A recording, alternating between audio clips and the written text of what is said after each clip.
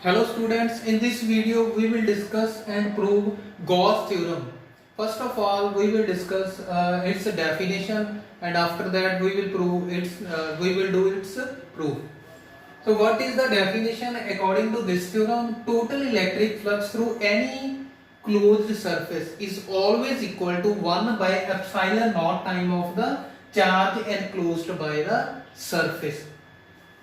Phi equal to flux equal to E dot ds का definition है electric flux दी कि electric field ते surface area the product ਹੁੰਦੀ ਹੈ ਇਕੁਅਲ ਟੂ Q ਬਾਈ ਐਪਸਾਈਲਨ ਨॉट। ਠੀਕ ਹੈ, ਹੁਣ ਇਸ ਨੂੰ ਆਪਾਂ ਪ੍ਰੂਫ ਵੀ ਕਰਨਾ ਹੈ। ਡੈਫੀਨੇਸ਼ਨ ਦਾ ਦੇਖੋ मीनिंग ਕੀ ਆ ਆਪਣੇ ਕੋਲ, ਇਹ ਤਾਂ ਸੀਗੀ ਡੈਫੀਨੇਸ਼ਨ ਕਿ ਸਪੋਜ਼ ਕਰ ਲਓ ਆਪਣੇ ਕੋਲ ਕੋਈ ਚਾਰਜ ਆ, ਆਪਣੇ ਕੋਲ ਕੋਈ ਚਾਰਜ ਆ, ਉਸ ਚਾਰਜ ਨੇ ਕਿੰਨਾ ਏਰੀਆ ਕਵਰ ਕੀਤਾ। ਸਪੋਜ਼ ਕਰ ਲਓ ਸੈਂਟਰ ਦੇ ਉੱਤੇ ਚਾਰਜ ਪਿਆ, ਇਸ ਦੇ ਅਰਾਊਂਡ ਆਪਾਂ ਕੋਈ ਸਰਫੇਸ ਡਰਾ ਕਰ ਲਿਆ, ਇਸ ਸਰਫੇਸ ਨੂੰ ਆਪਾਂ ਕਹਿੰਦੇ ਆ ਗੌਸੀਅਨ ਸਰਫੇਸ। ਠੀਕ ਹੈ, ਗੌਸੀਅਨ ਸਰਫੇਸ ਇੱਕ ਸਫੈਰਿਕਲ ਸਰਫੇਸ ਹੁੰਦਾ। ਠੀਕ ਹੈ, ਉਹ ਚਾਰੇ ਪਾਸੇ ਆਪਾਂ ਡਰਾ ਕਰਦੇ ਆ ਇੱਕ ਸਫੀਅਰ ਦੀ ਤਰ੍ਹਾਂ ਕਿਸੇ ਚਾਰਜ ਦੇ ਅਰਾਊਂਡ।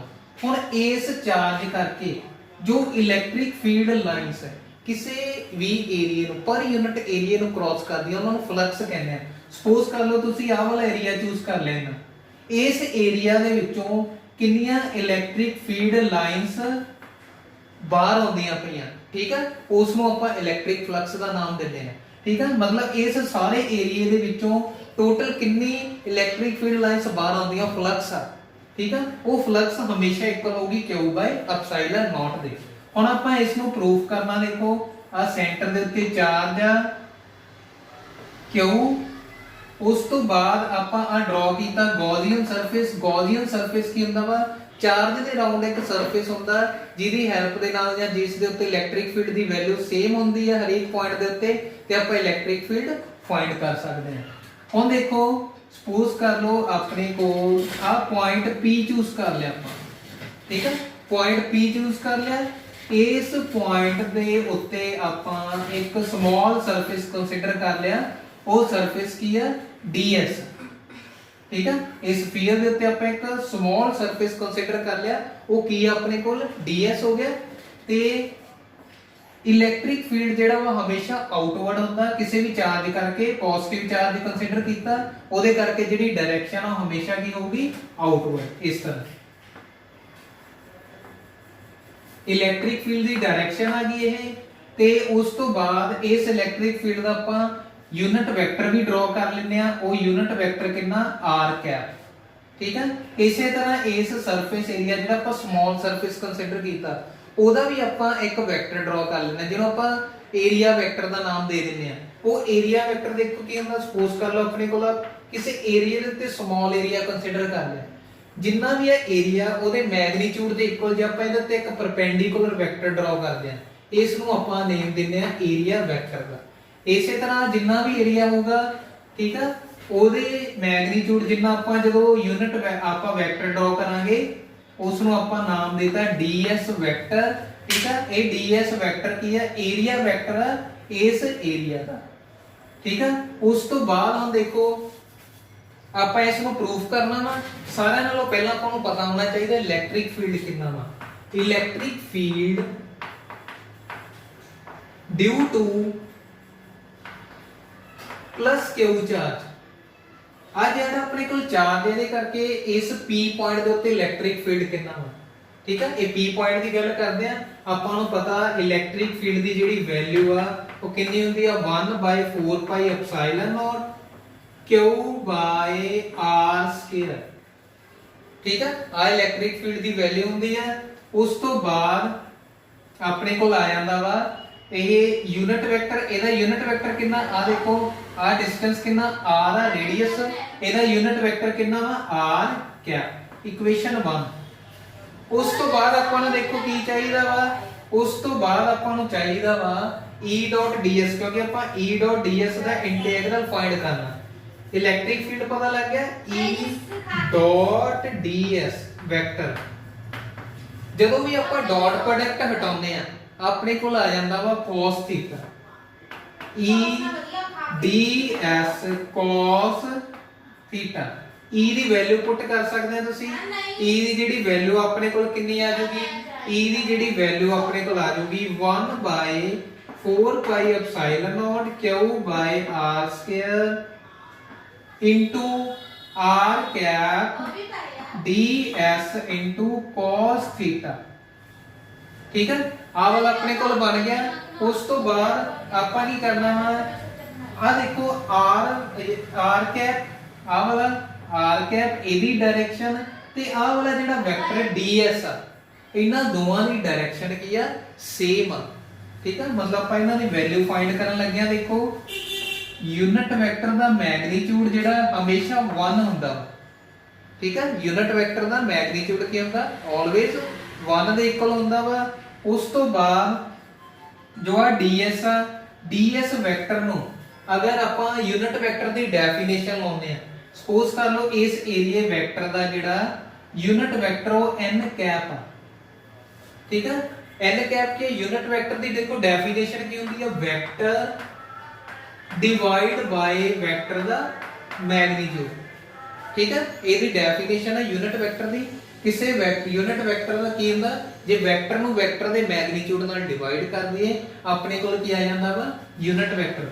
ਹੁਣ ਦੇਖੋ ਆਪਾਂ ਇਸ ਵੈਕਟਰ ਨੂੰ ਜੀ ਠੀਕ ਆ ਆਹ ਵਾਲਾ ਜਿਹੜਾ ਵੈਕਟਰ ਆ ਉਸ ਨੂੰ ਜੇ ਆਪਾਂ ਚੇਂਜ ਕਰ ਲਈਏ ਇੱਥੇ ਹੀ ਇਸ ਵੈਕਟਰ ਨੂੰ ਆਪਾਂ ਕਿਹਦੇ ਚ ਚੇਂਜ ਕਰ ਲਈਏ ਇਸ ਫਾਰਮ ਦੇ ਵਿੱਚ ds vector equal ds into n cap into dot product ਹਮੇਸ਼ਾ ਜਦੋਂ ਵੀ ਟੋਨੀਆ ਨਾਲ cos ਥੀਟਾ ਆ ਜਾਣਾ ਤਾਂ ਆ ਪਤਾ ਲੱਗ ਗਿਆ। ਇਸ ਦੀ ਵੈਲਿਊ ਦੇਖੋ ਕਿੰਨੀ ਆ ਗਈ ds vector equal to unit vector into ਇਹਦਾ ਮੈਗਨੀਟਿਊਡ ਕਿੰਨਾ ds ਆ। ਉਸ ਤੋਂ ਬਾਅਦ ਹੁਣ ਦੇਖੋ ਇੱਥੇ ਵੀ ਆਪਣੇ ਕੋਲ ਕਿੰਨਾ ਆ ਜਾਊਗਾ n cap ds cos theta ਲੱਗ ਗਿਆ ਪਤਾ। ਉਸ ਤੋਂ ਬਾਅਦ ਦੇਖੋ ਇਹਨਾਂ ਦੇ ਵਿੱਚ ਡਾਟ ਪ੍ਰੋਡਕਟ ਆ।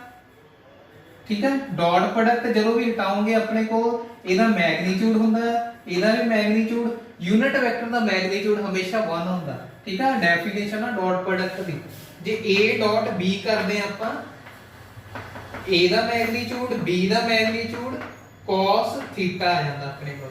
ਉਹੀ ਚੀਜ਼ ਆਪਾਂ ਇੱਥੇ ਕੀਤੀ ਹੈ ਦੇਖੋ r ਤੇ n ਦੇ ਵਿੱਚ ਕਿਉਂਕਿ ਆਪਣੇ ਕੋਲ ਇੱਕ ਯੂਨਿਟ ਵੈਕਟਰ ਇਸ ਦਾ ਜਦੋਂ ਆਪਾਂ ਇਲੈਕਟ੍ਰਿਕ ਫੀਲਡ ਦੀ ਵੈਲਿਊ ਪੁੱਟ ਕਰਨੀ ਹੈ r ਡਾਟ ਤੇ n ਡਾਟ ਇਹ ਆਪਣੇ ਕੋਲ ਇਸ ਤਰ੍ਹਾਂ ਬਣ ਜਾਊਗਾ ਦੇਖੋ r cap dot n cap dot. ਉਸ ਤੋਂ ਬਾਅਦ ਜਦੋਂ ਆਪਾਂ ਵੈਲਿਊ ਇਹਦੀ ਪੁੱਟ ਕਰਾਂਗੇ r ਕੈਪ ਦਾ ਮੈਗਨੀਟਿਊਡ n ਕੈਪ ਦਾ ਮੈਗਨੀਟਿਊਡ cos ਥੀਟਾ ਆ ਚੀਜ਼ ਬਣ ਜਾਊਗੀ ਆਪਣੇ ਕੋਲ। ਠੀਕ ਹੈ ਉਹ ਆਪਾਂ ਸਿੱਧੀ ਲਿਖਤੇ ਇੱਥੇ ਡਾਇਰੈਕਟ। ਹੁਣ ਜਦੋਂ ਵੀ ਯੂਨਿਟ ਵੈਕਟਰ ਦਾ ਮੈਗਨੀਟਿਊਡ ਕਰਦੇ ਆਪਾਂ ਹਮੇਸ਼ਾ 1 ਦੇ ਇਕੁਅਲ ਹੁੰਦਾ ਵਾ n ਕੈਪ ਦਾ ਮੈਗਨੀਟਿਊਡ 1। ਉਸ ਤੋਂ ਬਾਅਦ ਦੇਖੋ ਐਂਗਲ ਕਿੰਨਾ ਹੋਊਗਾ ਹੁਣ ਆਪਾਂ ਐਂਗਲ ਵੀ ਫਾਈਂਡ ਕਰਨਾ। ਦੇਖੋ r ਕੈਪ ਦੀ ਡਾਇਰੈਕਸ਼ਨ ਤੇ n ਕੈਪ ਦੀ ਡਾਇਰੈਕਸ਼ਨ ਸੇਮ ਹੀ ਆ ਨਾ। ਠੀਕ ਹੈ ਜਦੋਂ ਵੀ ਡਾਇਰੈਕਸ਼ਨ ਸੇਮ ਹੋਊਗੀ ਐਂਗਲ ਕਿੰਨਾ ਆ ਜਾਊਗਾ 0। ਇਹਦਾ ਮਤਲਬ cos ਐਂਗਲ ਕਿੰਨਾ ਆ ਗਿਆ cos 0 ਡਿਗਰੀ ਕਿੰਨਾ ਹੁੰਦਾ ਇਹ ਵੀ 1 ਬਣ ਗਿਆ। ਇਹਦਾ ਮਤਲਬ ਆ ਸਾਰੇ ਦੀ ਵੈਲਿਊ ਆ ਵੀ 1 ਬਣ ਗਿਆ cos 0 ਵੀ ਕਿੰਨਾ ਹੋ ਗਿਆ 1 ਹੋ ਗਿਆ। ਆਪਣੇ ਕੋਲ ਕਿੰਨਾ ਬਚ ਗਿਆ ਸਿਰਫ 1/4 pi ਐਪਸਾਈਲਨ not q by r square into ds। ਠੀਕ ਹੈ ਸਿਰਫ ਆ ਚੀਜ਼ ਬਚੀ ਆਪਣੇ ਕੋਲ e ਡਾਟ ds। ਠੀਕ ਹੈ ਆ ਸਾਰਾ 1 ਬਣ ਗਿਆ। ਉਸ ਤੋਂ ਬਾਅਦ ਹੁਣ ਆਪਾਂ ਨੂੰ ਕੀ ਚਾਹੀਦਾ ਇੰਟੀਗ੍ਰੇਸ਼ਨ ਚਾਹੀਦੀ ਸੀਗੀ ਨੈਕਸਟ ਸਟੈਪ ਦੇ ਵਿੱਚ e ਡਾਟ ds ਦੀ ਇੰਟੀਗ੍ਰੇਸ਼ਨ ਕੀ ਹੁੰਦੀ ਹੈ ਫਲਕਸ ਹੁੰਦੀ ਹੈ ਫਾਈ ਕੀ ਸੀਗਾ e ਡਾਟ ds ਦੀ ਇੰਟੀਗ੍ਰੇਸ਼ਨ e ਡਾਟ ds ਤਾਂ ਹੈਗੀ ਆ ਦੇਖੋ ਆਪਣੇ ਕੋਲ ਸਿਰਫ ਉਹਦੀ ਇੰਟੀਗ੍ਰੇਸ਼ਨ ਇਹਦੀ ਵੈਲਿਊ ਪੁੱਟ ਕਰ ਲਓ ਇੰਟੀਗ੍ਰੇਸ਼ਨ ਇਹਦਾ ਮਤਲਬ ਹੁੰਦਾ ਕਲੋਜ਼ਡ ਸਰਫੇਸ ਦੇ ਅਲੋਂਗ ਕੀ ਆ e ਡਾਟ ds ਦੀ ਵੈਲਿਊ ਇਹਦੇ ਚ ਪੁੱਟ ਕਰ ਦਾਂਗੇ 1/4 pi ਐਪਸਾਈਲਨ not q by r square into ds। ਉਸ ਤੋਂ ਬਾਅਦ ਦੇਖੋ ਆਪਣੇ ਕੋਲ ਕੀ ਬਣ ਜਾਊਗਾ ਜਿਹੜਾ ਕਾਂਸਟੈਂਟ ਆ ਬਾਹਰ ਲੈ ਆਓ 1/4 pi ਐਪਸਾਈਲਨ not q by r square ਇਹ ਕਾਂਸਟੈਂਟ ਆ ਦੇਖੋ ਰੇਡੀਅਸ ਵੀ ਕਾਂਸਟੈਂਟ ਆ ਚਾਰਜ ਵੀ ਕਾਂਸਟੈਂਟ ਆ 1/4 ਪਾਈ ਐਪਸਾਈਲਨ ਨਾਟ ਤਾਂ ਕਾਂਸਟੈਂਟ ਹੁੰਦਾ ਹੀ ਆ। ਸਿਰਫ ਆਪਣੇ ਕੋਲ ਰਹਿ ਗਿਆ ds ਸਮਾਲ ਸਰਫੇਸ। ਠੀਕ ਹੈ ਇਹਦਾ ਕਲੋਜ਼ਡ ਇੰਟੈਗਰਲ ਕਿਸੇ ਵੀ ਸਰਫੇਸ ਦਾ ਜਿਹੜਾ ਕਲੋਜ਼ਡ ਇੰਟੈਗਰਲ ਆ ਉਹ ਕਿਹਦੇ ਬਰਾਬਰ ਹੋਊਗਾ ਟੋਟਲ ਸਰਫੇਸ ਏਰੀਆ ਮਤਲਬ ਇਸ ਸਫੀਅਰ ਦਾ ਟੋਟਲ ਸਰਫੇਸ ਏਰੀਆ ਕਿੰਨਾ ਹੋਊਗਾ ਦੇਖੋ integral of ds small surface ਦਾ ਇੰਟੈਗਰਲ ਕੀ ਹੋਊਗਾ 1/4 pi epsilon naught q by r square ਇਹ ਇੰਟੈਗਰਲ ਆ ਜਿਹੜਾ ਕਿਹਦੇ ਬਰਾਬਰ ਹੋਊਗਾ area of surface area of whole sphere ਕੀ ਹੁੰਦਾ formula surface area whole surface area 4 pi r square ਠੀਕ ਆ ਆ ਜਿਹੜਾ ਕਲੋਜ਼ਡ ਇੰਟੈਗਰਲ ਆ ਸਮਾਲ ਸਰਫੇਸ ਦਾ ਸਫੀਅਰ ਦਾ ਸੀ ਨਾ ਠੀਕ ਆ ਇਹ ਇੰਟੈਗਰਲ ਕਿਹਦੇ ਇਕੁਅਲ ਹੁੰਦਾ ਵਾ ਸਰਫੇਸ ਏਰੀਆ ਆਫ ਸਫੀਅਰ ਠੀਕ ਆ ਉਹ ਕਿੰਨਾ ਹੁੰਦਾ ਫਾਰਮੂਲਾ ਦਾ 4 ਪਾਈ r ਸਕੁਅਰ ਆ ਵੈਲਿਊ ਪੁੱਟ ਕਰਤੀ 4 ਪਾਈ ਨਾਲ 4 ਪਾਈ ਕੈਨਸਲ r ਸਕੁਅਰ ਨਾਲ r ਸਕੁਅਰ ਕੈਨਸਲ ਕਿੰਨਾ ਬਚ ਗਿਆ ਆਪਣੇ ਕੋਲ y q ਬਾਈ ਐਪਸਾਈਲਨ ਨॉट ਠੀਕ ਹੈ ਇਹ ਕੀ ਸੀ ਆਪਣੇ ਕੋਲ ਗੌਸ ਥਿਅਰਮ ਜਿਸ ਨੂੰ ਆਪਾਂ ਪ੍ਰੂਫ ਕਰਤਾ ਥੈਂਕਸ